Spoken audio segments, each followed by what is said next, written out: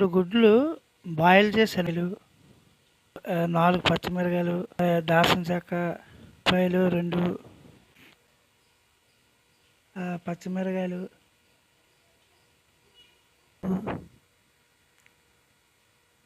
బాగా నూరాలి. బాగా ప్లేట్లో తీసేస్తున్నాను మొత్తం అంతా రుబ్బేసింది. ఇలాగ గుడ్ని కట్ చేసుకొని అలాగా ఆ గుడ్లు చెంచా మసాలా, కారం చెంచా, 3 తగ్గించుకొని ఎగ్గలోనే బాగా ఎక్కుతుందండి. అప్పుడు అది ఎగ్గు మరీ బాగుంటుంది. ఎందుకంటే దంచింది ఎలా దంచాం కదండి అన్నీ కలిపి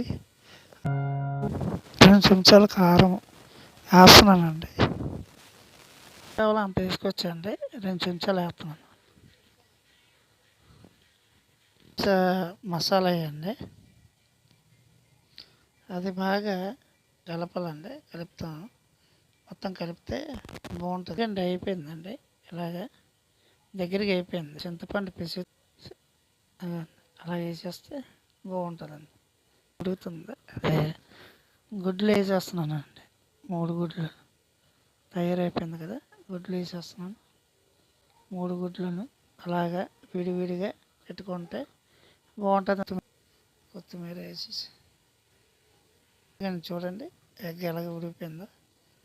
ఇదండి అందులోనే నేను దాంట్లో వేసేస్తున్నానండి. ఆ కప్పులోనే వేసేస్తున్నాను.